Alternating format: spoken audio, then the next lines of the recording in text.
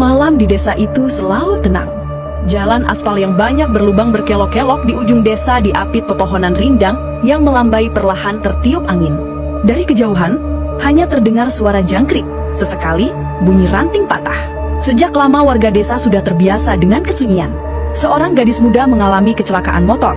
Warga desa berlarian malam itu, membawa tubuhnya yang sudah tak bernyawa.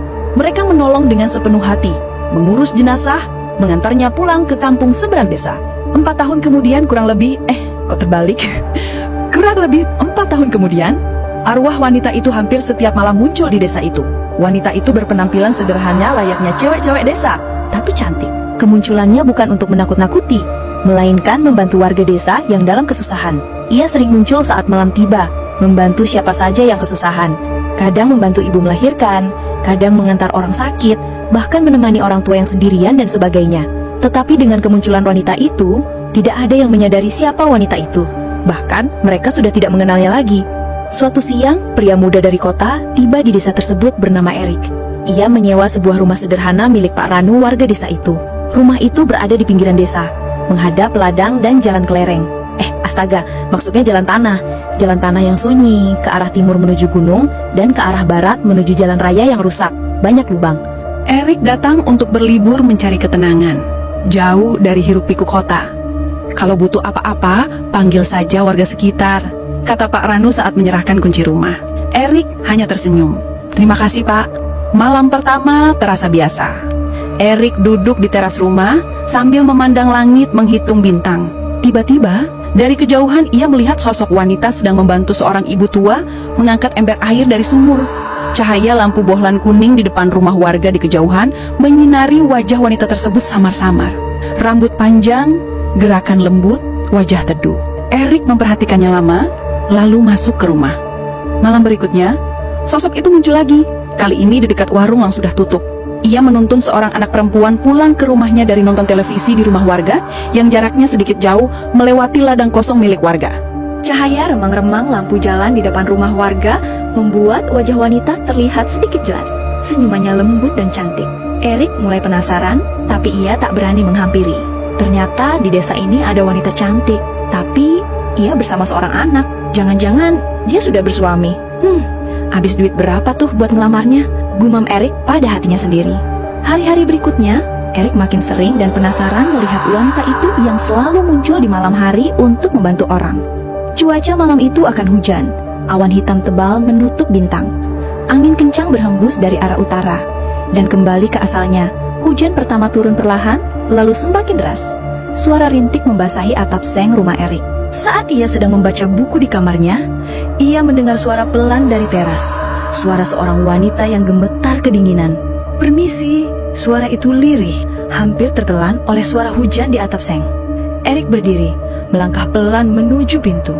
Saat dibuka, wanita itu berdiri di sana, basah kuyup dari ujung rambut hingga ke bawah-bawah. Rambut hitamnya panjang, sebagian menempel di pipinya. Pakaiannya meneteskan air ke lantai teras. Mata wanita itu terlihat lembut. "Boleh saya berteduh sebentar?" tanyanya dengan suara halus. Erik tersenyum langsung mengangguk. "Tentu, masuklah, hujannya deras sekali, di luar sangat dingin." Wanita itu melangkah perlahan ke dalam rumah, diikuti hawa dingin yang ikut masuk bersama angin malam. Erik buru-buru menutup pintu, mengambil handuk dan pakaian ganti, kaos dan celana panjang. Ia mengulurkannya dengan sopan. "Pakai ini, kamu pasti kedinginan." Wanita itu tersenyum, menggeleng pelan. "Terima kasih, handuk saja cukup." Wanita itu duduk di kursi kayu. Suasana terasa tenang dan nyaman. Hujan di luar menambah kebisingan. Cahaya lampu menyinari wajahnya yang cantik, namun matanya seperti menyimpan luka yang dalam. "Namamu siapa?" tanya Erik pelan. Wanita itu menunduk sebentar lalu menjawab lirih. "Aku Lia." "Kamu tinggal di sini?" "Bukan, aku dari kampung sebelah," jawabnya pelan. "Tapi aku sering ke sini, jalan-jalan." Erik tersenyum. "Kamu orang baik ya?" Lia hanya diam. Pandangannya mengarah ke arah jendela yang basah. Hujan terus turun deras, membuat suara di dalam rumah seperti terbungkus selimut air. Tanpa mereka sadari, percakapan kecil itu membuat suasana menjadi hangat. Lia menceritakan bahwa ia suka datang karena desa ini membuatnya tenang. Erik juga bercerita tentang hidupnya di kota, tentang rasa sepi yang aneh meski dikelilingi banyak orang.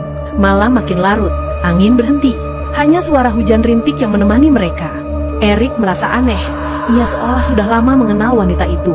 Lia menatap Erik dengan sorot mata lembut. Tapi entah mengapa, sorot itu juga terasa jauh dan asing. Hari mulai fajar. Hujan sudah reda. Lia berdiri perlahan, merapikan rambutnya yang mulai kering.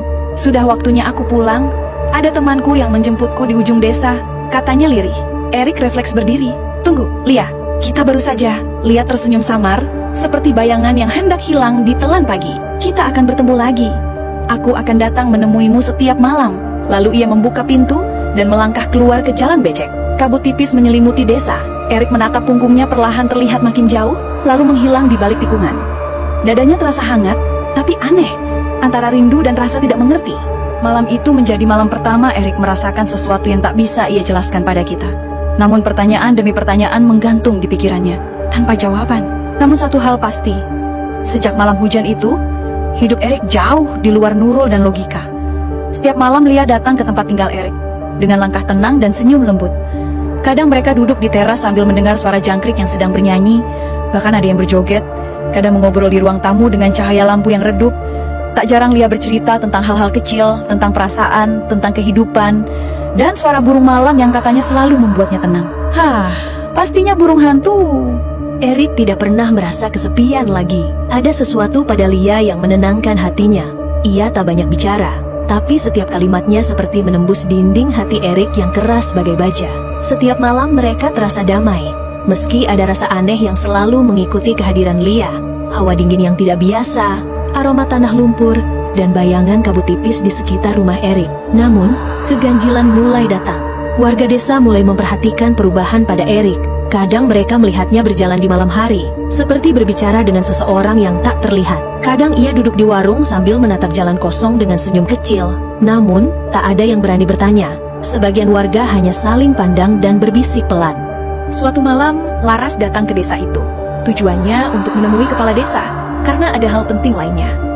Laras merupakan sepupu dekat dia dan sekampung juga dengan Lia. Malam itu, langit tampak mendung.